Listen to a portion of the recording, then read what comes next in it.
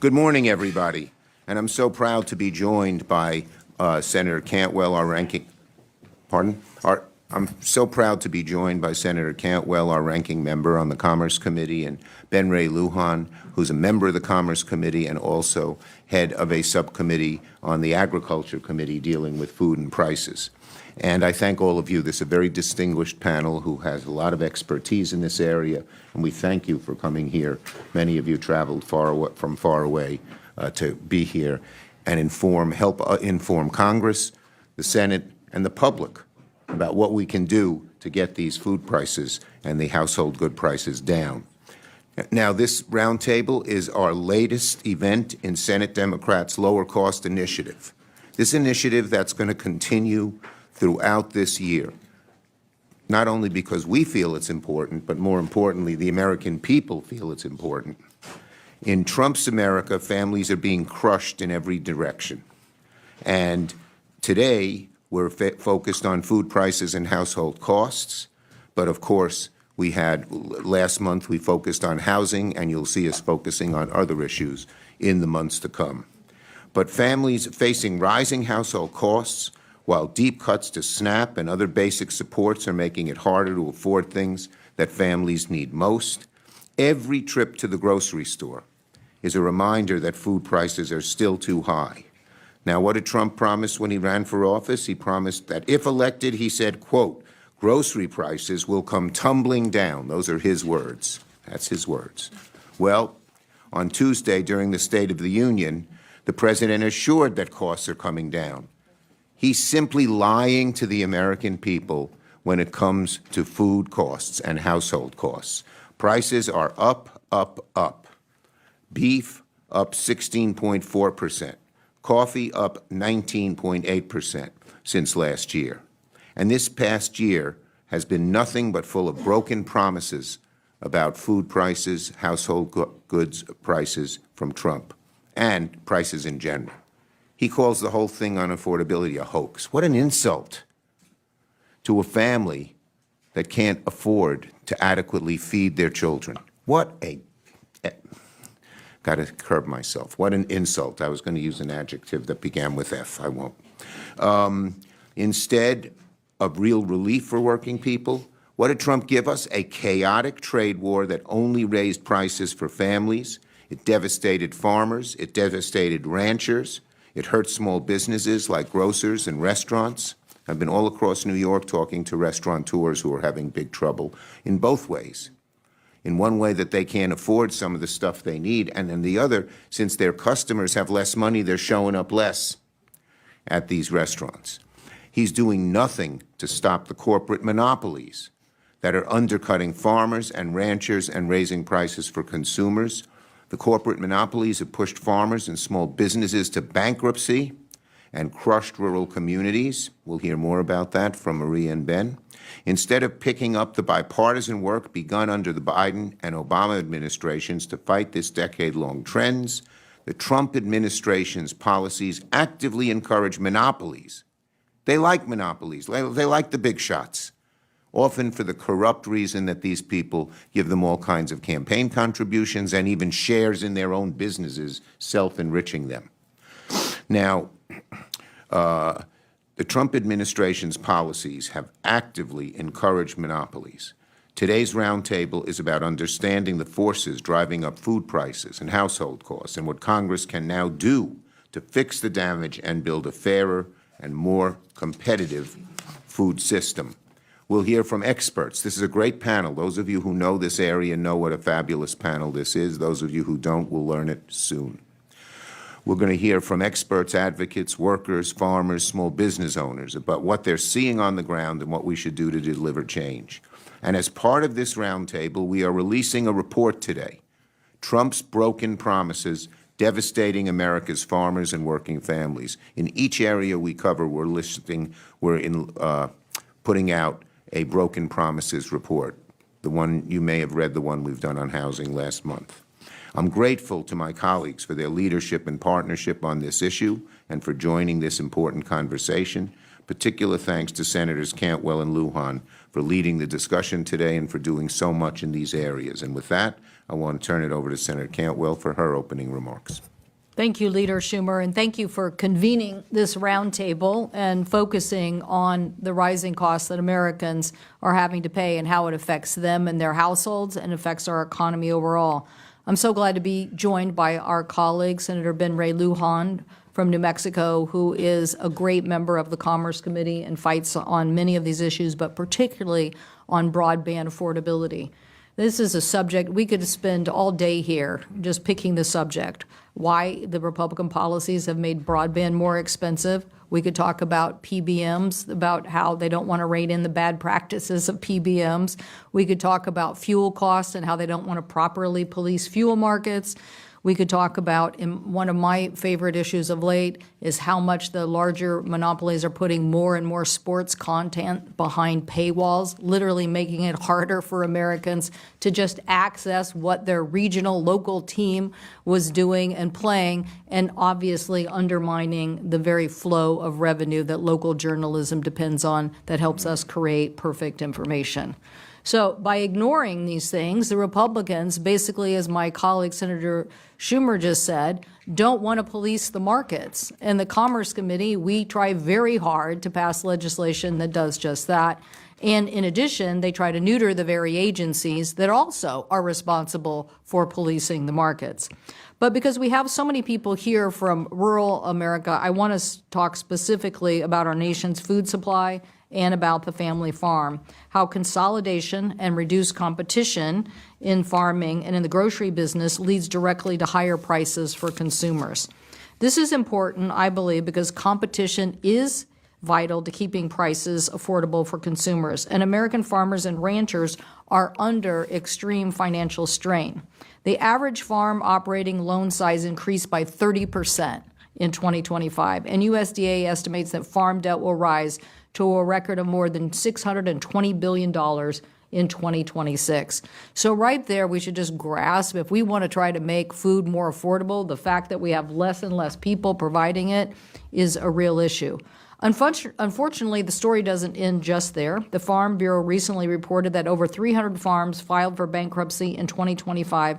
That is a 46% increase compared to 2024. And this doesn't account for farm operations that did not qualify for bankruptcy. Many farms don't even declare bankruptcy. They make the tough decisions to sell the land, limit production, or close farming altogether. Why is this happening? Because the costs are rising and markets are closing.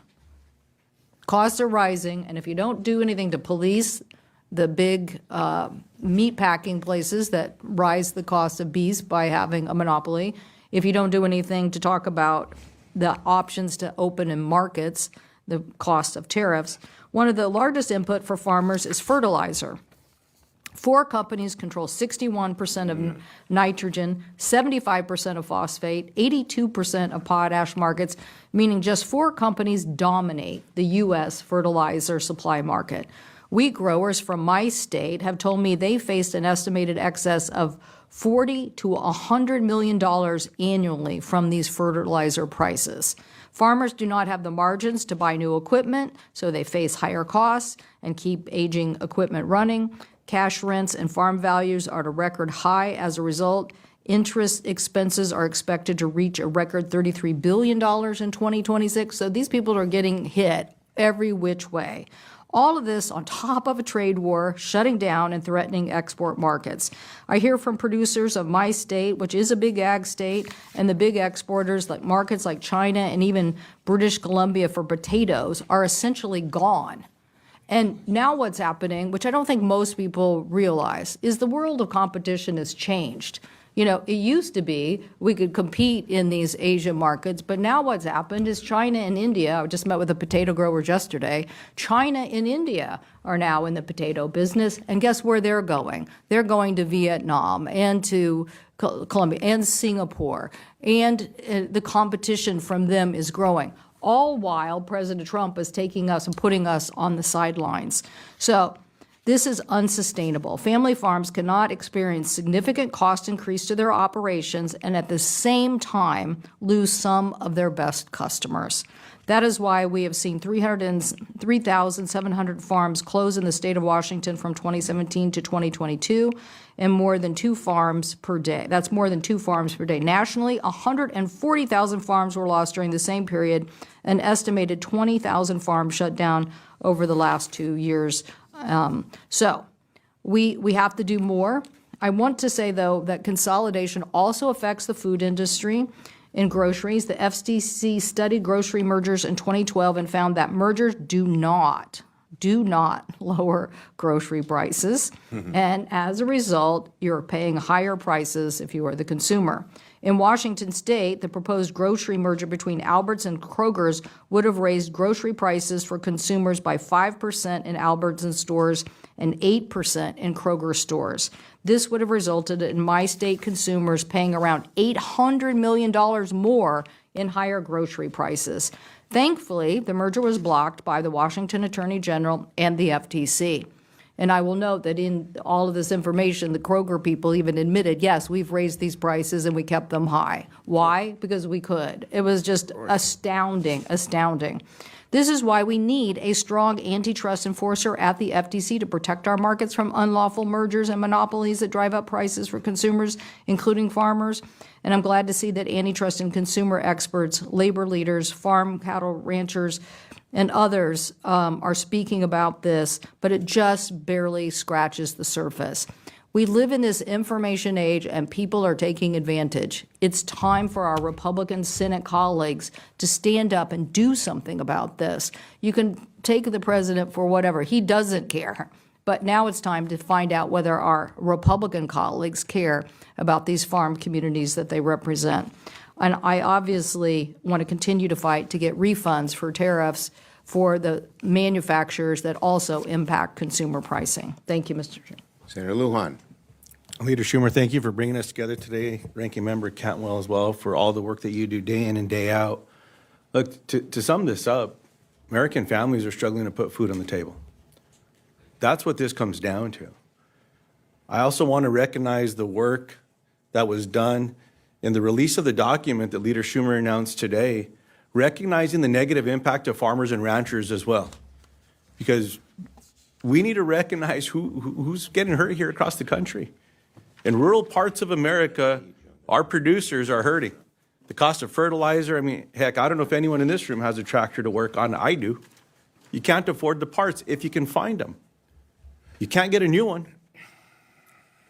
You can't afford the inputs anymore. It's getting harder and harder and harder and just more and more expensive. I want to recognize not just the farmers and ranchers, but the farm workers, the grocery store workers, the packers, the shippers, and the processors who make sure that there's food on the shelf. But we should not lose sight of the fact that so many people across the country, when they're in the grocery store and they might put something in the basket and they realize that they might not be able to afford it, they put it back on the shelf. Or if they're checking out and they realize that the cost of that grocery bill just went a little too high, they can't afford what's rest, they have to take things off and ask them to put it away. Even though their kids might be there and they're just trying to figure out what's going on.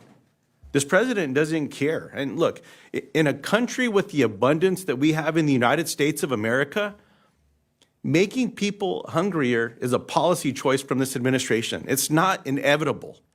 We can do things better across the country. And the last things that I'll share, Leader Schumer, which you reminded us about, when President Trump said on day one that he would lower prices for the American people, well, it's a year later and everything is more expensive than when you took office, and it was already getting bad. He's not doing a damn thing about it. When our Republican colleagues, during that big betrayal bill, that big beautiful bill that they moved, cut the food programs in the country at the largest level we've ever seen, we as Democrats led an effort to say, look, we know that we can do better, and I'm going to give you a chance to protect your constituents and make sure that food scarcity is not something they have to struggle with every day. And we gave them a vote. It was simple. It said just reverse the cuts that President Trump wants to see with these food programs, SNAP programs. They voted it down. A couple weeks later, we said, all right, You're hearing from your constituents. You understand the pain that they're faced with. We're going to give you one more chance to vote the right way. And they blocked it and voted it down again. The American people are tired of this. And I want to appreciate what we're going to hear today from every one of our panelists today with what you're sharing, that you're hearing from regular folks across the country and making this abundantly clear. So, Mr. Schumer, thank you, Leader, for bringing us together, and to everyone here, thanks for being here today. And to all the journalists, thanks for covering this. Thank you. Before we get into our panelists, I hope everyone, did we give everyone a copy of our report? Everyone good? It's called Broken Promises, Devastating America's Farmers and Working Families. Maria brought up, it's not just the consolidation in the food industry, as bad as that is, but the ancillary industries. She brought up the fertilizer industry. But listen to this, 95% of farm tractor production and maintenance is 3 companies. And here's what the evidence shows. When 4 or fewer companies control more than 40% of the market, there is great and heightened risk of prices going up, as Maria talked about with Albertsons and Kroger's. Well, our first guest is Tim Wu, someone I've known a long time and worked with on many issues. He's just a great advocate on these issues, and somebody I always look forward to learning from whenever he comes by. He's a leading voice on competition policy and market power. Thank you, Professor Wu. You have the floor. Thank you so much. He's from Columbia University, I should add. I'm from the proud state of New York, I want to mention also. Thank you, Leader Schumer. Thank you, Senator Cantwell and Senator Lujan. Thank you for having me. I want to, in my 2 minutes here, take aim at a particular line of thought, which is very common, even though not always stated. It's been dominant since the 1980s, and it's the idea that, whatever happens with affordability, there's really nothing to be done. And ultimately, these are problems that are unfixable. What I want to say today is that things have been better at parts of U.S. history, and in fact, things could, as bad as they are now, could get a lot worse. That we have set up a system that tolerates unlimited consolidation toward monopoly in multiple markets, and we're on a path that I think will even look now, will make now look better in retrospect, unless we do something about it. So we must take more action. I think the kind of things we've been talking about almost are not at the scale of the problem, and I want to talk about that in the remaining 50 seconds. I think what we face is a problem that we have not always grappled with, was the problem of middleman power. We're more familiar with the problem of producer power or retailers. We have a lot of industries where the power is in the middle, and it sucks both from the producers and from the consumer and keeps the money in the middle and channels it forward. That's a huge problem in meat processing. It's a huge problem in an enormous number of these industries, pharmaceuticals, you name it. And I think we need, at the scale of the second part of the New Deal, a new effort to understand and tackle this problem of middleman power. We have some old laws, but it is a problem that needs a renewed emphasis, and that's what I would recommend to this committee, along with the reinvigoration of something that is often said to be, has often been doubted, which is actual price gouging laws for the situations where we have genuine, obvious price gouging going on in the economy. There's a big agenda. We need strong, decisive action, or I say it again, things will get much worse, and we'll look back at now and think that was a relative paradise. And it's true, in the food industry, there's a lot of these the distributors who put the stranglehold rather than the producers. Yeah. Who may be a lot of little farmers. Our next guest is Rob LaRue. He's the head of the National Farmers Union, who represent family farmers and ranchers dealing with these market dynamics every day. President LaRue, please go ahead. Thank you, Leader. There you are. Thank you, Leader Schumer and Senators Cantwell and Lujan for holding this discussion today. It's an important one. As you noted, NFU is the nation's second largest general farm organization, representing more than 230,000 family farmers and ranchers across the country, including new and beginning farmers, as well as established farmers who are wondering whether or not they're going to be able to continue in this important business. We're facing immense challenges in the economy. Consumers are facing increased costs, as noted, including the food needed to nourish their families. And at the same time, family farmers are working harder than ever while earning less. In 2025, as Senator Cantwell noted, Chapter 12 bankruptcy filings increased by nearly 50%, and this is the second year in a row of an increase. But not all farmers qualify for Chapter 12, and so I think this masks the larger problem that is out there across the countryside. The farmer's share of the retail food dollar, which Farmers Union has been updating monthly for many decades, is at near all-time lows, less than 16 cents on the food dollar. This is contrasted with 1980, where not only did we see the shift in mergers and the consolidation in agriculture, but at that time, the farmer's share of the food dollar was 37 cents. Trade disruptions are compounding these challenges, raising food prices for the American consumers and increasing production costs for farmers across virtually every sector.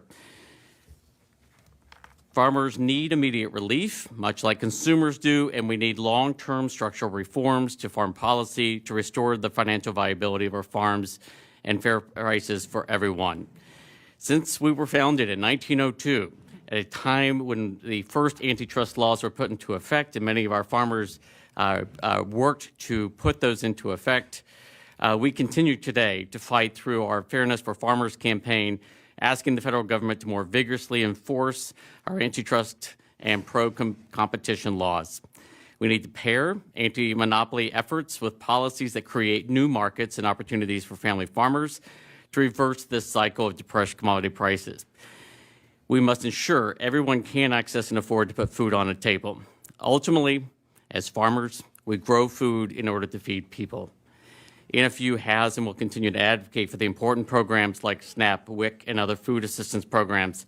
And we need to do more to connect consumers to those who grow it. And so we continue to push for a permanently established program to support local and regional food procurement programs to do just this.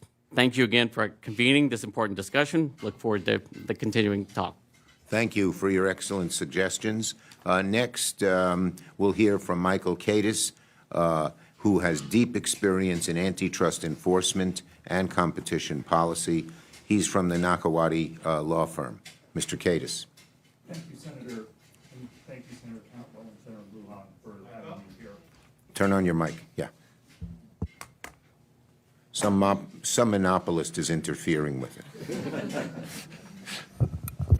Okay, no, that works. I'm sorry. Hopefully that doesn't count against my 2 minutes, because then I would just say thank you. Again, thank you, Senator Schumer, Senator Cantwell, Senator Lujan, for giving me the opportunity to talk about such an important issue, one we feel every day of the week, 3 times at least, whenever we are consuming food. And I want to build on something Tim said, which he pointed to middlemen. I was the Deputy Assistant Attorney General for Antitrust Enforcement under the Biden administration, was one of them. And I was responsible for competition in the agricultural sector. Let me tell you, Tim is right. It is a middleman problem. While I was there, we went after Cargill and Wayne Sanderson for engaging in a conspiracy to lower the wages of the folks working in their processing plant. These are some of the hardest, worst jobs in the economy, and still, they would rather just pay them less. We went after chicken processors for treating their growers in an unfair and deceptive manner. We filed a case against a so-called information sharing organization, AgriStats, that really just allowed the packers to raise prices and not compete. We did all of that. I am proud of that. But let me tell you, we didn't do enough. More needed to be done, and I wish we had done more, and particularly in cattle. So I want to talk about the middleman problem. And the way I like to start is, in a situation where we have high costs, middlemen often spend their time protecting their profits by passing the buck. And so in beef, what are we hearing? Packers said, well, the herd's too small, and so the beef price is too high. Like they're innocent bystanders. They're not. They're part of the problem. For the last 4 decades, the 4 dominant meat packers have spent their time figuring out how not to compete for cattle so that they can buy cattle at a lower price. And if you keep buying cattle at a low price for a long time, you end up with less ranchers. You end up with a smaller herd, which is the cause of the higher price. And this isn't just a theory. This is what happens when markets don't work. And we can see it happening right now. Instead of pushing to increase capacity, the packers are busy closing plants. They're telling the ranchers, don't expand your herd. Because if you do, we're not going to have the capacity to buy it. I can't. So that's why this conversation matters. For too long, market power has spread through food markets like a weed choking off competition. And if we want lower food prices and stronger rural communities, we have to confront the dominant power of packers, power that holds down what ranchers earn while increasing the price of beef that we all pay for. Thank you. Thank you, Michael. Maria, we were originally going to have each of you speak the whole time, but we may run out of time because we have to end at 12:30. So if someone has a prescient question, like Maria does, Well, I'm just curious. I'll interrupt. I'm just curious. He saw me maneuvering over here. I was getting so upset because I've heard this so much from my grower. You know, when you think about it, cattlemen have to grow the beef at a price. So you expect the market to remain relatively adherent to that price. But when you're these packers and you have so much power and you can change the market dynamic, we're going to let so much Canadian beef in. Okay, if you let a bunch of Canadian beef in, then you're going to drive down the price right at the time that harvesting is coming. So why can't you be more, maybe what we need is an unfair and deceptive practice law on specific things because we are saying that they are manipulating the market. I did a lot of work on Enron, so I'm very familiar with how companies do things to manipulate it, schemes. And so shouldn't we just take some of these schemes, like we're trying to do with PBMs that are being blocked by the Republicans, why not put some more specific laws that these are either manipulative or unfair and deceptive practices and just call them out in statute? So I think that's exactly right. We do have tools to go after that. The courts have made it more difficult, but I also think we are now at a place, this has gone long enough, we need a legislative solution to fix the marketplace. Enforcement just takes too long and is too uncertain. These ranchers have been waiting for the government to step in for 40 years. They shouldn't have to wait a day longer. Thank you. Might I add one thing? There is something specific, legislative, that can be done, that the Biden administration attempted. Not only can government bring actions, but under the Packers and Stockyards Act, so can ranchers and farmers. Yet the courts are split as to whether or not you have to prove harm to competition, which means if you have to bring harm to competition, it's not just about the harm they did to you as a farmer or rancher individually, but what it does to the whole industry, bringing in Sherman and Clayton Act. So I would suggest that the Democrat senators join together, push legislation that would restore a farmer or rancher's individual right to bring an action under the Packers and Stockyards Act. Okay,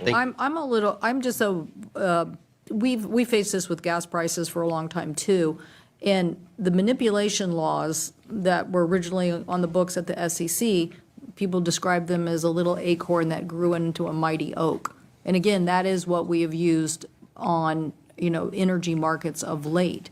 So when you say somebody has manipulated, it's just, have you used a manipulative device or contrivance to manipulate the market? I think it's a different standard, but it's working well for us in natural gas and electricity, and in some cases, fuel.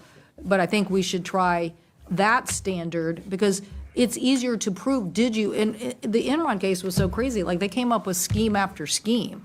And that's what these people are doing. But when you go the antitrust route, you have to prove collusion, that they colluded with a bunch of people. It's not collusion. They're just cooking up schemes to keep the market artificially high. Great. Let me, and please, we're going to try to open it up a little more, so feel free to join in as Mr. Maxwell did. Next person I want to call on is Basil Musharbesh. He's with the Anti-Monopoly Council, and they represent family farmers, small businesses, local governments, and antitrust and advocacy, and should be a good follow-on to the discussion right here. Absolutely. Thank you, Leader Schumer and Senators. Over the past 5 years, our law firm, Anti-Monopoly Council, has investigated monopolization and the elimination of competition in every major industry in the food supply chain. Oh, sorry. There we go. Is that better? Yes. Like I was saying, over the past 5 years, our law firm, Anti-Monopoly Council, has investigated monopolization and the elimination of competition in every major industry in the food and agriculture system. Based on that work, I wanted to share 3 main findings with you today. The first is that we no longer have truly free markets in the food supply chain. Either a single monopolist or a tight oligopoly controls each of the major industries involved. 4 multinationals dominate seeds and pesticides for most major crops. Single firms have monopoly power over each of the 3 major types of fertilizer. 1 corporation wields monopoly power over new farm tractors. 5 conglomerates share power over the nation's meat and poultry supply. 4 grain trading giants share power over the processing of wheat, corn, and soybeans. Nearly all of the country's fluid milk comes from just 3 companies. A supermajority of egg production is controlled by just 5 companies. And 4 national chains now capture around 70% of all grocery sales in America. These self-appointed autocrats of trade are the primary drivers. People don't know this. They think, oh, it's all little mom and pop farmers and stuff who go right to them. It's really important people understand the monopolization, both in the primary but also in the secondary markets. Please. Thank you, Senator. It's become a systemic feature of our food system, and these self-appointed autocrats of trade are the primary drivers of today's unaffordable food prices. Let's start at the top of the supply chain. For example, the seed and pesticide oligopoly led by Bayer has trapped grain farmers into dependency on a narrow set of glyphosate pesticides and GMO seeds by creating patent thickets around key technologies and taking other steps to disable innovation by independent firms. As a result, this oligopoly has been able to charge skyrocketing prices for seed and pesticide bundles, whose efficacy is declining, and that, to add insult to injury, seem to give farmers cancer. Not to be outdone, the fertilizer monopolists have used their control over key mineral inputs and key distribution channels to muscle out rivals. As a result, they've been able to engineer chronic shortages over the past 2 decades and keep prices high for nearly 2 decades, giving them 30 to 40% profit margins on products they have not improved in half a century. All of these additional costs to farmers ultimately increase prices for consumers. And the abuses only get worse among processors and retailers. Since the 2000s, the meat and poultry oligopoly has repeatedly used coordinated plant shutdowns to push livestock prices down while keeping protein prices high. The dominant egg producers have used a mix of collusion and coercion to throttle industry output and maintain a near-chronic shortage of egg supplies. Likewise, the troika of fluid milk sellers have raised the price of bottled milk by roughly 150% since 1996, but kept the price of raw milk paid to dairy farmers, important in New York State, I imagine, in a near-permanent depression. And, of course, we cannot forget the grocery retail giants like Walmart, who use their power to force suppliers to give independent grocers higher prices, eliminating price-lowering competition from the market. In short, the fundamental problem behind our food affordability crisis is that across our food system, we've allowed central planning by robber barons to take the place of actual free enterprise. This brings me to my final point. We've been here before, and we know how to fix this problem. Like today, in the 1920s and early 1930s, a failure to enforce the antitrust laws allowed corporate power to metastasize, leading to massive inflation, even in the midst of economic depression. In response, the New Dealers in Congress and the executive took 5 steps to restore free enterprise that we can and should replicate today. First, they passed legislation to directly break up dominant firms in critical industries. They imposed structural separations between vertical segments of key supply chains to prevent conflicts of interests. They established financing programs to help cooperatives and small businesses buy divested assets. And finally, they increased funding for the antitrust agencies 6-fold, launching the greatest trust-busting campaign in history. This was how New Deal Democrats solved the affordability crisis of their era. This is also how Democrats can solve the affordability crisis of our time. In short, we know what to do, we just need to do it. Thank you for your very comprehensive testimony. Do you want to, Ben Ray, follow up? Leader Schumer, I don't have a question for Basil. The only observation that I have here as well is with these record profits, with these conglomerates now, the federal government subsidizes them in another space, Leader Schumer, because while the CEOs at these companies are making record profits and their pay is doing very well, the federal government has to pay for their employees to get Medicaid and SNAP. Yeah. The very programs that this president continues to cut. And I don't know why these folks, not only are they making it more expensive for the American people, but then they're the very folks that are part of the problem that are leading to the cut and devastation of these programs as well. So there's other legislation we should look at in addition to holding them accountable in these other spaces to make sure that they're paying the real cost of what it takes for their employees to live. Great point. Our next speaker knows all about what's happening in the supermarkets because she's one of the leaders of the UFCW, the United Food and Commercial Workers, and was going to speak about what workers in grocery stores and the food supply chain are seeing. Rachel, thanks for coming. All right, thank you. Thank you, Senator. It's been a delight to be here and to be part of this panel. As you said, UFCW is the largest private sector union in the country, 1.2 million members who work in every part of the food supply chain. Most well known as grocery, but we're also in meat processing, distilling. We are the people who put food on the table for this community, for this country.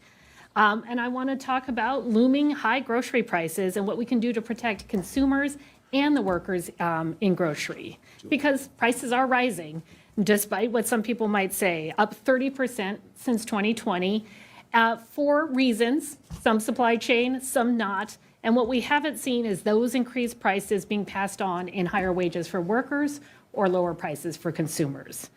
And groceries are a necessity, not a luxury. And Americans are hurting because of this affordability crisis. And our members see it both because in the stores, because they changed the prices, and because they're consumers themselves trying to feed their families. While there are several causes, there are some legislative solutions that we can talk about right now that are moving in the states and the federal. In particular, I'm going to lean in on surveillance pricing and electronic shelf labeling. Large grocery retailers are adopting new technology that exploit consumers and make it harder for struggling families to eat. Corporations collect all this information from us, where we go, what we watch, and what food we buy. And now with AI, they incorporate that vast amount of personal data into profiles that they can use to set personalized pricing for us.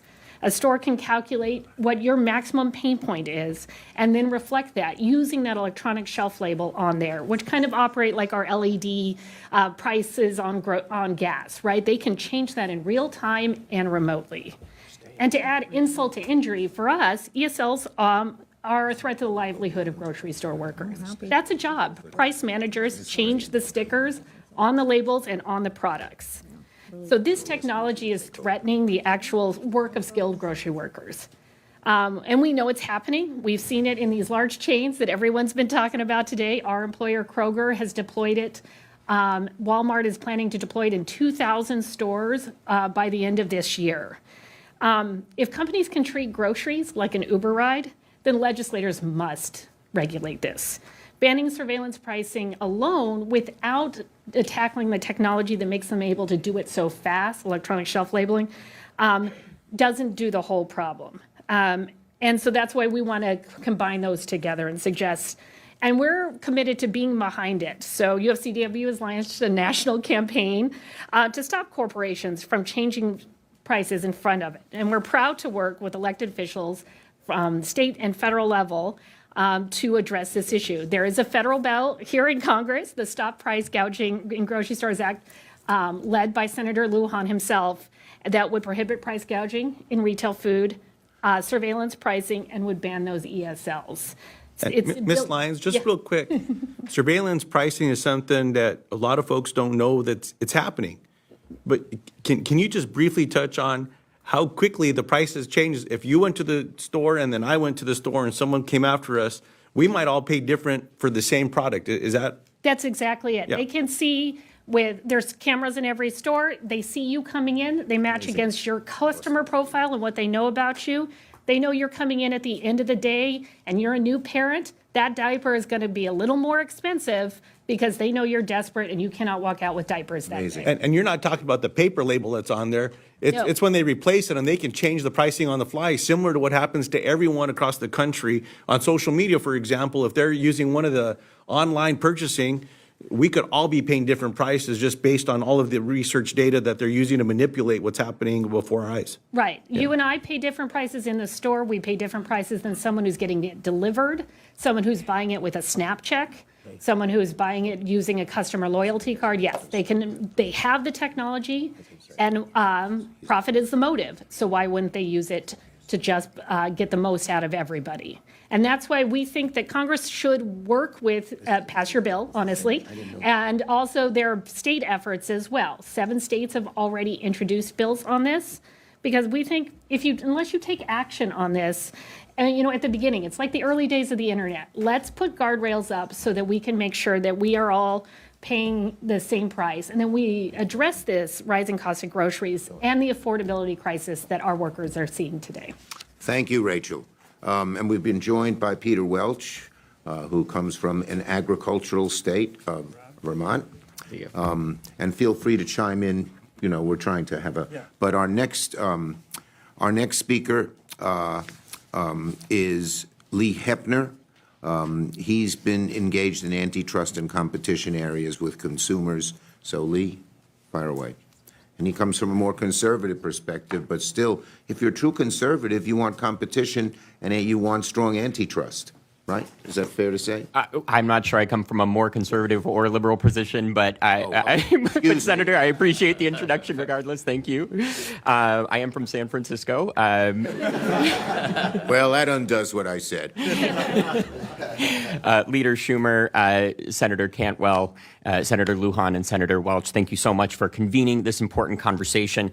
My name is Lee Hepner, and I am Senior Legal Counsel at the American Economic Liberties Project. As part of our fair price fight, we have sought to understand how prices are being set in the modern economy. Prices are the signal of whether something is affordable or not. And really, to pick up on Mr. Wu's comments at the outset, they are being set by middlemen, whether it is an e-commerce platform, a third-party pricing agent, a subscription service. This is how prices are being set increasingly, not by the retailer themselves. We have passed dozens of laws at the local and state level addressing algorithmic price fixing. We have bills pending in many states, as Ms. Lyons mentioned, around surveillance pricing. I'm proud that many of those have made their way up into the federal conversation. At its core, it is a crisis of concentrated corporate power that has replaced fair competition with a marketplace rigged to extract the highest profits at consumer and worker expense. By the end of 2025, the bottom 80% of U.S. earners saw their share of consumer spending drop to their lowest share in 40 years. 25% of Americans and 33% of Gen Z consumers are paying for groceries using buy now, pay later services, while over 40% are reporting late payments.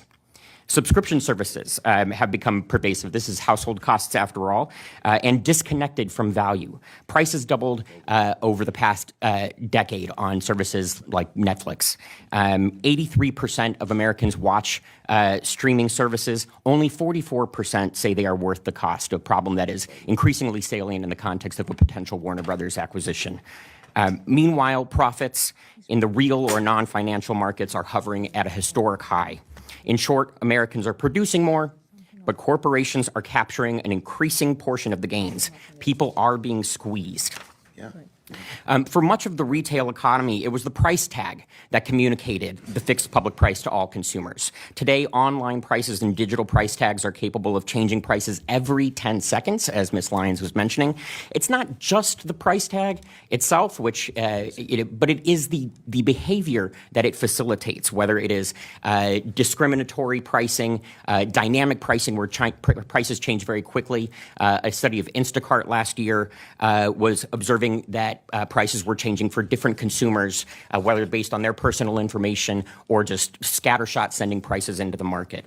It's no wonder why an investor called this the holy grail of pricing, is AI-based pricing. One report estimates that AI-based pricing will increase corporate profits by $4.4 trillion per year.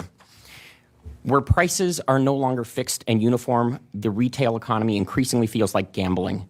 Whether we call it surveillance pricing, dynamic pricing, or price fixing, going to the grocery store should not feel like pulling the lever on a slot machine.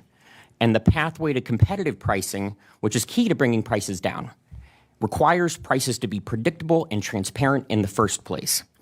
We saw the Biden administration take multiple steps here, enforcing the Robinson-Patman Act against price discrimination among large and small retailers. The Trump administration dismissed that case. We saw the Biden administration do a study on surveillance pricing. It was a revealing study that showed the pervasive nature of this conduct. On day 2, the Trump Federal Trade Commission threw out that study. Democrats can continue to lead on restoring some sanity to pricing. Fundamentally, they should be the same for all consumers in the same market, which is a profoundly popular idea across demographics. I look forward to discussing all of these ideas, and thank you so much to the senators and my colleagues for. Thank you, Lee. This is a recurring theme here that we really have to look at. Our next speaker is somebody who has dealt with the issues of food insecurity and affordability for low-income households. Obviously, when prices go up, the people who probably get hurt the most are low-income people because they can't afford the food that they need and desperately need to feed their families. And so Ty Jones-Cox is Vice President for Food Assistance at the Center for Budget and Policy Priorities. Thank you, Leader Schumer, Senators Cantwell, and Senator Welch. Thank you for the opportunity to speak today. Across the country, millions of families are struggling to afford their groceries. The Republicans' unprecedented and massive SNAP cuts enacted last year have made it even harder for these families to put food on the table. SNAP, the Supplemental Nutrition Assistance Program, is the single most effective tool to reduce hunger and food insecurity. 2/3 of SNAP's more than 40 million participants are children, seniors, people with disabilities, and 1.2 million veterans live in households that use SNAP to put food on the table. SNAP helps children learn, seniors stay healthy, workers stay productive, and local economies stay afloat. But the Republican so-called One Big Beautiful Bill makes the deepest cut to SNAP in history. An estimated 4 million people, including 1 million children, will see their food assistance cut substantially or eliminated altogether. The most dangerous and damaging SNAP provision cuts billions of dollars in federal funding for food assistance and then shifts these costs onto states and localities. For the first time, many states will now be required to pay a share of benefits, potentially hundreds of millions of dollars annually, or even billions for New York and other large states. This is an unprecedented existential threat to food assistance for low-income families. If states cannot fully cover the required match by raising taxes or diverting funds from other priorities, they will be forced to cut SNAP or even withdraw from the program altogether. With this looming cost shift, some states are already making decisions that are delaying or denying benefits to eligible households. The number of people receiving SNAP is dropping in many states beyond what would be expected from the law's other SNAP cuts. If Congress considers any farm bill, farmer relief legislation this year, it is essential to also address the urgent needs of low-income families struggling to afford groceries, specifically by addressing this untenable cost shift for all states. We urge you to protect SNAP, address these harmful cuts, and ensure that every family in America can afford to put food on the table. Thank you. Thank you. And I think I'm going to have to excuse myself at another hearing, but Senator Cantwell and Lujan will continue. We want to stay longer than 12:30. This has been such an informative, excellent panel. Is that okay with our panelists? And we have a few people who haven't been called on yet, and we'll have more questions for you as well, because this has been so informative and so helpful. Peter Welch, who's from he's on the Ag Committee and from the Agricultural State of Vermont, and the neighbor to a very nice state. No, thank you very much. Thank you all very much. I just wanted to ask you about, obviously SNAP cuts hurt the folks who depend on it, but what's it going to do to state budgets? Right, that's a great question. So since states are already making decisions right now to reduce their SNAP caseloads, because state legislative sessions are happening now. So what they are doing is, whether it's over-verifying, just implementing barriers that are going to create, implementing policies that are going to create barriers and slow down. So right now, your state is determining, do we have enough? Because there's two big things that happen with this cost shift. One is an administrative cost shift. So now states will have to pay 75% of their administrative costs for SNAP versus 50, as well as the cost shift. So right now, your state is putting into their budget to make sure that they have enough money to make the administrative cost shift that starts at the October 1st of this year, and then also prepare for your error rates, which will come out in June. So making lots of decisions right now, but yeah, your state is definitely worried about it, and this is high on their agenda right now. Thank you. And Maria, if I could just ask a follow-up to that as well, because billions of Yes, dollars. but then I'm going to vote. So Okay, yes. next, I think we're going to go to Visha Bhatt, who is a chef. And there is nobody that knows more about those food costs of prices than those chefs, because they're the ones who have to figure out how to make this work. And it's so hard. So I know he's going to, but I'm going to, while you're asking that, run upstairs and vote so I can come back and hear him. Okay. Very good, very good. My follow-up to what Senator Welch asked is arguably with the cuts to SNAP, billions of dollars of purchasing power that have been taken out of the market. When billions of dollars of food purchasing has been taken out of the market, what does it mean to farmers and ranchers? Great question. So SNAP has a a great economic motivator in that it ended up for every $1 of SNAP benefits, it actually puts $1.52 into the economy. So one big thing, I do have this. Sorry. Here we go. It is a multiplier effect. So when households lose some or all of their SNAP benefits, they can only make up for so much, right? So this is going to hit grocery stores, and so that means it's also going to hit our farmers. This means less spending on groceries, which not only hurts revenue, but it also hurts the grocery stores and the farmers. And so this cost shift, what is happening is that when states have to use some of their money either for the increased administrative costs or for the cost shift, they're not able to put money into maybe their state agriculture budget. We saw that even a 5% cost shift for SNAP benefits could be as much as what states currently spend on their entire state Department of Agriculture. So you are talking about a direct impact to farmers, both because of less purchasing power for families, but also if the state itself is not able to invest in their agriculture department because they're using the money to pay for SNAP benefits. And Chef, as we go to you, sir, I'm reminded what this also means. We heard about the large number of small farms and ranches that have already closed, sold off, or bankruptcy. This is going to mean more of them. More and more of them are going to be negatively impacted because of this reduction. And that's, again, something my very conservative colleagues, they don't want to answer that question. They're saying, oh, we're saving the American people money. No, they're just making it harder on everybody. Chef, you understand what small restaurants are going through day in and day out, the work that you do to help others, to advocate for others as well. I look forward to hearing what you have to say today. I think it's working. Hey, yes, sir. All right. Technology. Thank you all very much for having me here. Of course, I'm not an expert. I'm not an economist. I cook for a living. I've done so for 30 plus years in Mississippi, Colorado. Now I'm in DC. But I will tell you that food prices affect our bottom lines, and it affects everything we do, right? This is not just here in DC. This is across the nation. Independent restaurant operators like myself are struggling with decisions that we have to make every day. We have to either raise prices, and when we do that, folks like you get mad at us. We risk trust from our guests, or we absorb the cost, which many of us do, and then watch our margin shrink. Let me give you an example on how that works. I mean, so a simple dish like butter chicken that cost us $3.36 to produce in 2024 now costs a little more than $5. We haven't raised the price on that dish because we can't, because if we do, then you guys will stop coming in and eating it. And then I can't pay my workers and pay the bills.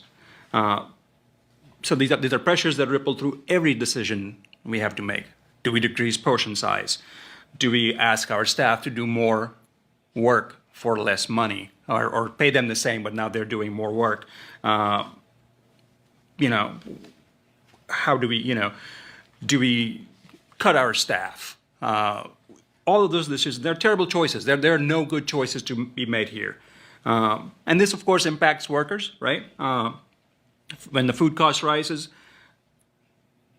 they have less buying ability, and they have to go find a second job, third job, which means they cannot work as much. We spend time on training them or money on training them. All of a sudden, they're not available to work because they now have to go find other ways of making up the difference.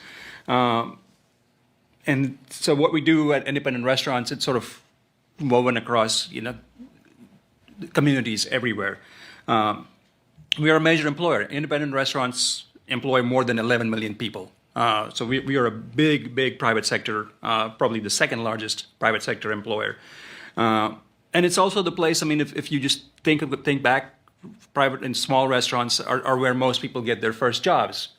This is where people learn skills and responsibility and start moving up. Independent restaurants, we create ladders. We start as a dishwasher. Dishwasher moves up to a line cook. Line cook moves up to a sous chef. Sous chef moves up to a chef. Chef becomes a partner, owner. And we go open our own restaurants. That creates jobs across the community. That is happening less and less. And that is happening less because things are expensive. You guys know as well as I do that when you need a charity, the first person you're going to head up is somebody at a restaurant. Like, hey chef, can you provide sandwiches for our little league team, or and we're happy to do that, and we continue doing that. But even doing that is now something we have to think about. It used to be an automatic. Of course, we are in the community. We support our community because they support us. Now we have to think about it. And that's not a good thought or a good place to be in. Again, I mean, rising food costs puts pressure on everyone. Margins tighter, it becomes harder and harder to hire people, to train people, to keep the doors open. The choices we have to make have effects, ripple effects far beyond the kitchen, right? Because it now depends on we're now messing with folks' livelihood. I can't hire somebody, they need a job. And that continues, and it snowballs. We don't just serve, food to families. I mean, we support families. People that work for us are our family. We take care of them. We provide health care in many cases. We provide, small loans. All of those decisions that we have to make, that we were able to make with relative ease, is now harder and harder. So I want you all to understand how difficult it is getting, and ask you guys and our leaders to do something about this and tackle this crisis that we're facing. Thank you. Thank you. We've been joined by my colleague from New Jersey, Senator Booker, but he does pay a lot of attention to food issues, and we very much appreciate that. And I don't know if you did cover the larger impacts on the restaurant industry. You probably mentioned it, but we should, continue to get information on this, because it really is, food pricing is, so it's an economic development issue. So you have less restaurants, then you have less vitality downtown. It just becomes a constant threat to our economies. Restaurants really do hold us together. So we're going to turn to Joe Maxwell, and then we'll turn to Mr. Calcrate after that, unless somebody has a question. Thank you, Senator. I want to thank you, Senator Cantwell. Thank you, Senator Cantwell, Senator Lujan, Senator Booker. Good to see you all. And as an American farmer, because primarily that's what I am, I wear a lot of hats as president of Farm Action Fund and others. I can't thank you enough.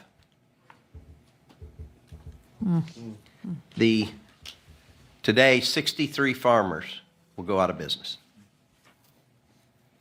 63. 63 of my neighbors. And these farmers will be coming here and they're asking for another bailout from Congress. Fourth time in just a little over a year. At the same time, as it's already been evidenced, families are struggling to put food on the table. Farmers are going broke. Families can't feed their kids. And yet across the agriculture and food sectors, dominant corporations are posting record profits. There's a common theme here. Extreme consolidation, lack of competition in our food system. When I began farming in 1980, the top 4 beef packers controlled about 36% of the cattle. Today it's 85% of the fat cattle. There were 56 fertilizer companies.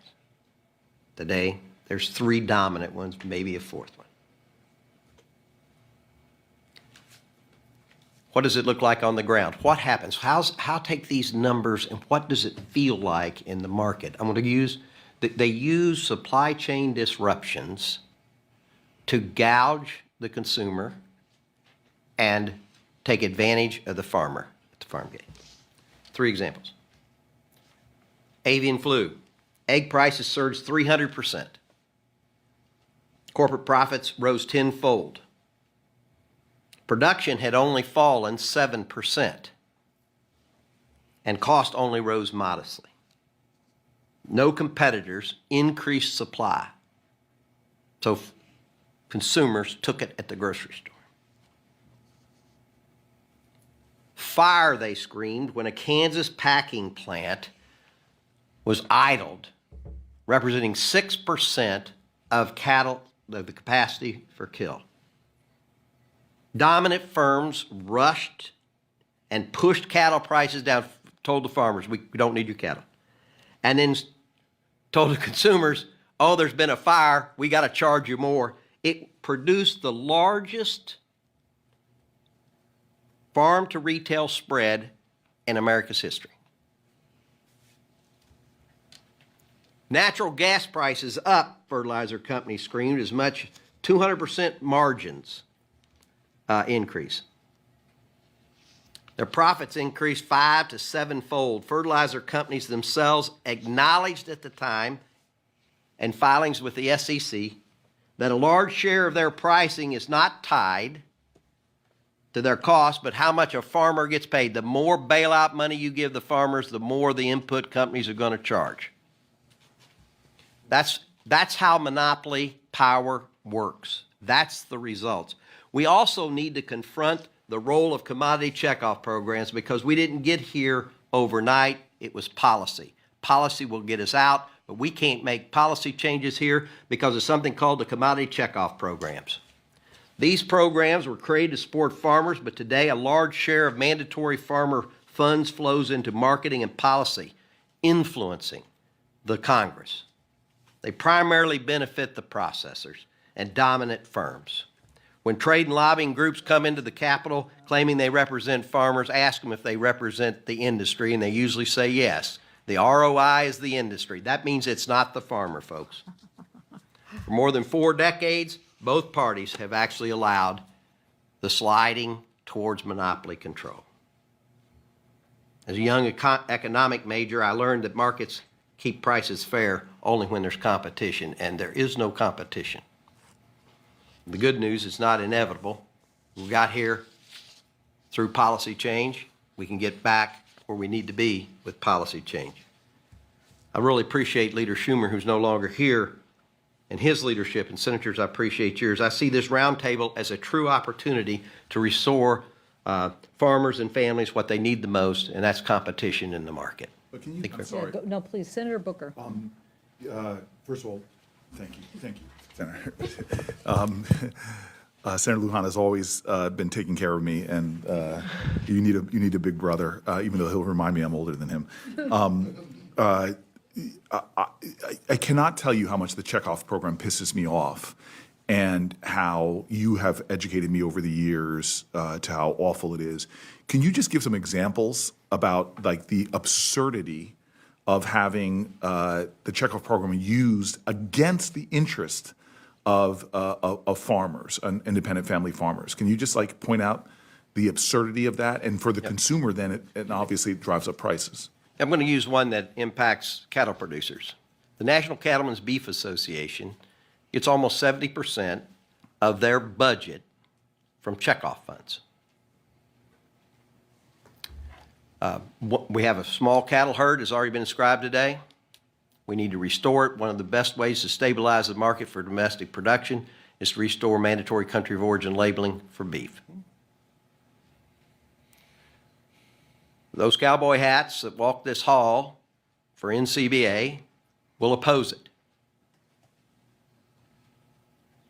Not because it's in the best interest of the cattle producers of the United States to oppose it, because it's in the best interest of the meat packers. Because we're going to quadruple the imports from Argentina. We're going to package that meat, and we're going to sell it out the door. Lie to the American people. Lie to the American people. And so that's my best example of what I say. Sorry, Joe. The absurdity is they are making American cattlemen and women pay money into the group that then uses it to hurt their industry. Yes, absolutely, and that's true. It's true of the commodity programs. Senator, I appreciate your leadership. Senator Lee's. I know this is a Democrat, but bipartisanship on the OFF Act to try to restore fairness in the commodity checkoff program, and you've been there with the cattle producers and hog producers. Right, and I just want to say, because Rachel's over there, just nodding. If we were in church, you'd be yelling "Amen, Hallelujah" to Joe Maxwell. So I just want to give you an opportunity, if you can. The Trump administration, I remember the only time he used the Defense Production Act in his first term was to allow the meat processors to violate health and safety standards. And so now he's recently announced that they are approving more line speed increases in meatpacking plants. Can you explain like how not only is this Trump administration benefiting this concentration in this industry, which is more concentrated now than it was at the time of Upton Sinclair wrote The Jungle? I mean, that's the irony of it all. It's more concentrated since the whistleblowers of my grandparents' era. But he's driving up costs at the same time he is hurting the workers in this industry in way. And when I say hurting, I mean physically, more people are getting hurt, injured because of the policies of this administration. Yes, thank you, Senator, for that softball. So 60 to 70% of American beef is processed by a UFCW member. When we've been talking about this highly concentrated industry, we're talking about 200,000 of our members processing that. And the industry has once again come back to the administration and said we need to run those lines faster and faster and faster. Meat processing is more dangerous than car manufacturing for people on the lines. And they've announced that they want to run the poultry line, raise it from 140 birds per minute to 175 birds per minute, and eliminate the top line speed in swine slaughter. And this is just so dangerous for the workers and the food we eat, because if you're running faster, you're just not going to catch all of the contaminants on a piece of food and meat that has to be inspected. And it's bad for rural America because faster line speeds could lead to job loss. And these plants are in rural America, employing thousands of people and the communities and the restaurants and the communities around there. That's why we're very thankful for Senator Booker's longtime leadership on line speed. There are bills to make sure that we don't have this swing back and forth between each administration, and that line speed is set based on safety for the worker and the food. And so we really thank you for your longtime leadership on that. And real quick, Senator Cantwell, Mr. Maxwell, thank you for your testimony today. You know, the other thing that I'm reminded in the way you're talking to us today, to the American people, is, look, whether it's a small rancher that has a few head that may be going to auction or it's someone that has a small herd, The other tax on small ranchers is because of the consolidation that we've seen with how you have to truck those cattle to get to somewhere hundreds of miles, there's a hidden tax because if those cattle aren't of weight before they get on the truck, they're not going to get to where they need to go. And for the families that I represent back home, that's the difference of having something in the freezer or not. And that's the other nonsense with what they're doing. Hidden tax after hidden tax, the tariffs, it's one input after another, but it's also this notion that they're having to pay for the fuel and for the increased feed to make sure they can get where they're going. And so that's a whole other process that could be corrected if we just broke up this monopoly on what they've done to centralize processing. Is that a fair statement? Yes, Senator, you know the industry very well, and your farmers and ranchers in your home state, most of them are small. It really impacts them at a higher level, a greater level than some of the the large ones. At large always makes out well. Appreciate that, sir. Thank you, Senator. Well, we're saving the best for last because I'm pretty sure that so many people have mentioned this issue. But Mike, thank you, Mike Calicrate from RCAF for being here, and I'm sure you're going to help us with all of this given your particular focus. Thank you, senators, for having me here today. It's a great privilege. Hey, Rachel, on those plants that are increasing their line speeds, think about how many of them have been allowed to go to self-inspection, while the small plants just get crazy amounts of inspection at the same time. So just another barrier. And Vishwish, would you, while I'm reading my statement, could you look up the return on equity for Cisco and just let us know what it's running right now, you know, in view of competitive markets and whether or not we have them. So the return on equity, Cisco, right? Okay. My name is Mike Calicrate. I'm a cattle and meat producer with operations in Kansas and Colorado. Since I first got into the cattle business in 1972, retail meat prices have become increasingly disconnected from cattle prices. As monopolistic middlemen push producer prices lower and consumer prices higher, the producer's share of the consumer dollar is now around 50% in beef, down from around 80% in 1970, when we had a lot of independent meat packers all over the country working with independent grocery stores. What can be done? We must break up the corporate middlemen who are extracting an unfair share of the retail dollar while denying a fair income to producers and workers. We need to reform USDA's meat inspection service to make it more workable for small processing plants, invest in local regional food infrastructure, and outlaw government purchasing of meat from large multinational and foreign-owned corporations. That business should go to small and mid-sized slaughter plants, keeping the wealth from agriculture local, creating jobs, and revitalizing rural communities. In 1994, I experienced one of the biggest cattle market crashes in history when IBP, the world's largest meat packer, stepped out of the cash market for 6 weeks, dropping the price of finished cattle over $200 per head, nearly a quarter of their total value. IBP broke the market by locking up private contracts for cattle rather than bidding for them in the open market. In 1996, I joined Pickett versus Tyson IBP lawsuit alleging anti-competitive practices. The case went to trial in 2004, and a jury found Tyson IBP in violation of the Packers and Stockyards Act. The trial court judge promptly reversed the jury verdict, taking away the $1.28 billion jury award. Even worse, his decision eliminated the primary objective of the lawsuit, that being injunctive relief. How do we make them stop stealing? That decision not only set a bad precedent, but gave meat packers permission to step up their plunder. The take it or leave it low bids either drove cattle feeders into anti-competitive contract arrangements or out of business. We've lost 86,000 cattle feeders like me. Over half of our cow-calf producers are gone. Cattle numbers are at 75-year lows, far short of demand.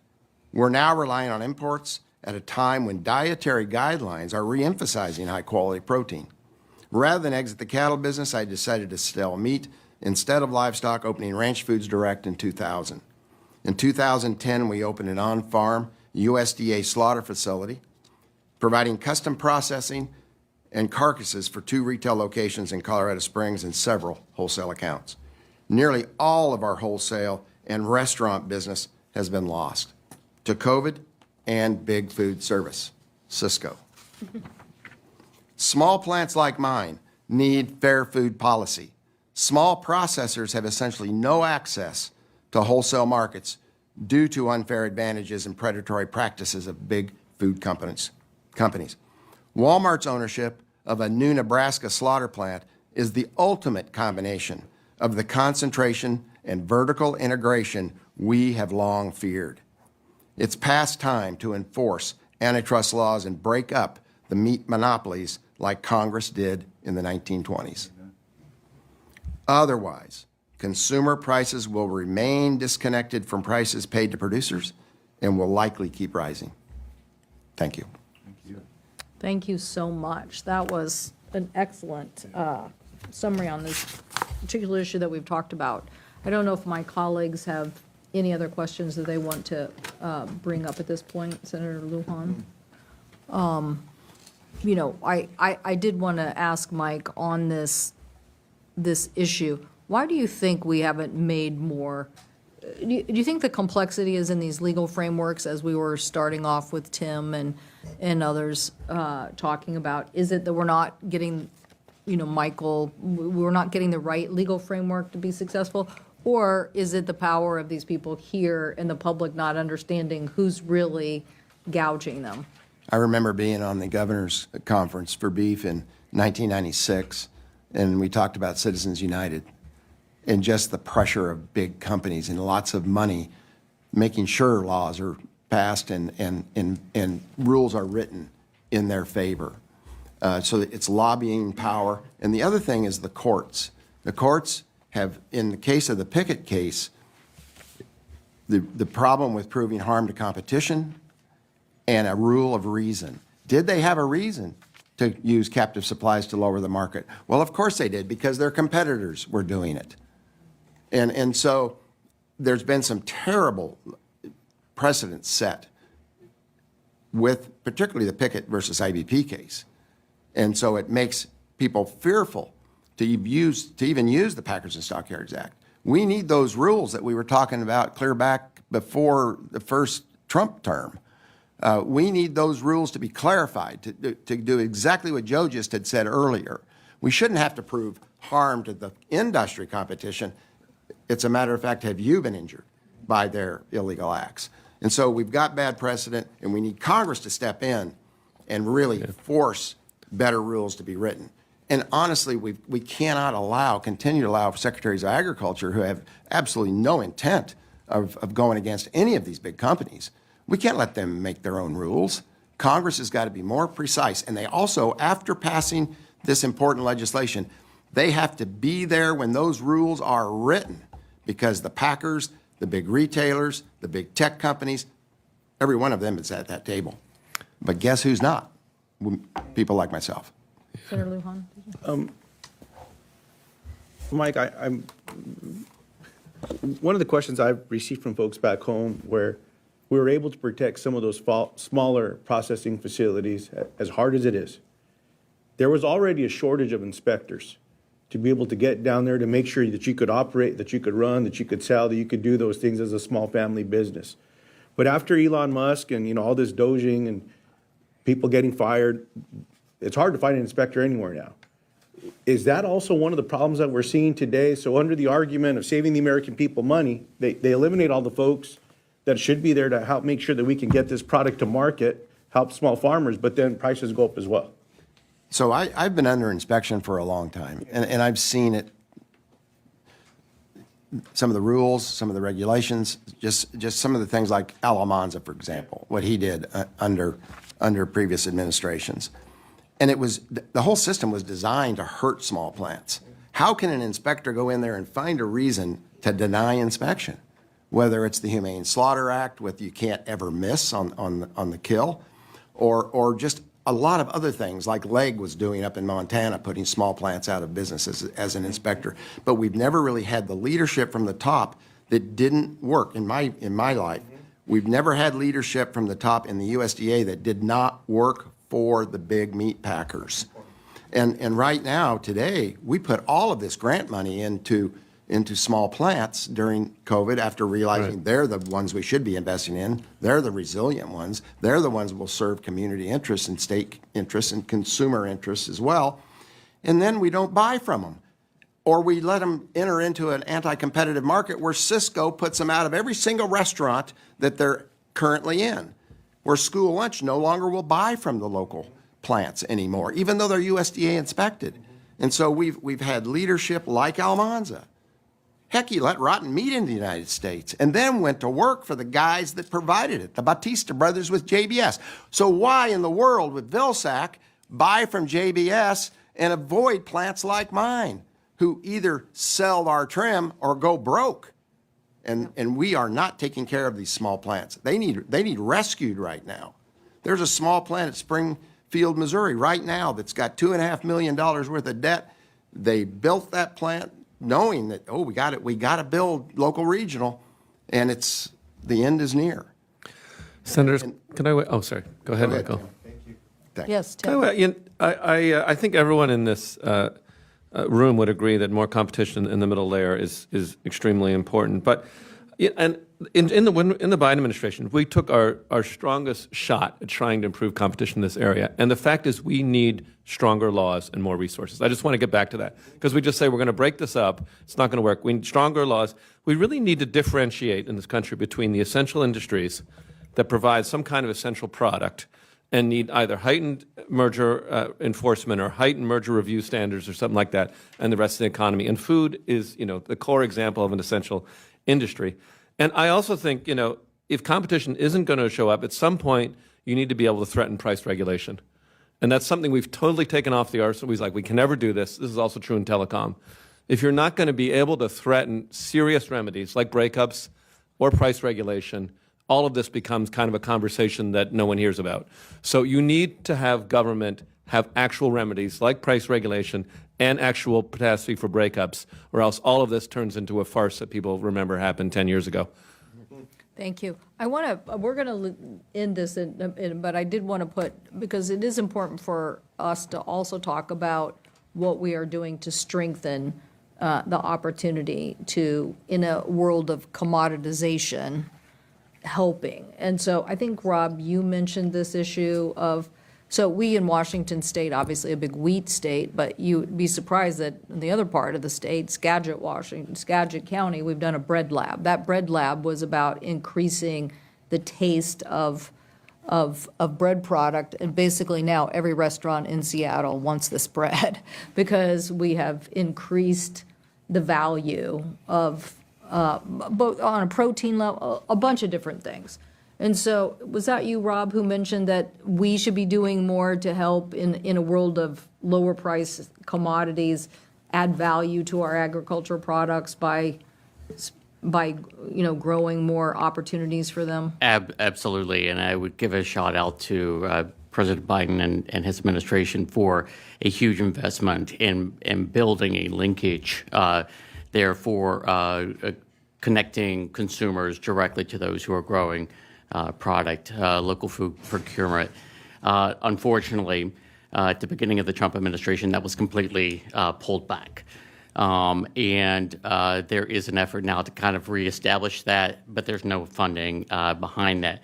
But I think whether it's continuing to make efforts for that connection, whether it's also not putting all of the investments in selling product in export markets at a loss, whatever we can do to bring added value across the agricultural sector, I think is always an improvement, and particularly that direct connection between consumers and farmers, as we often talk about the farmers share, which is shown up here in the room.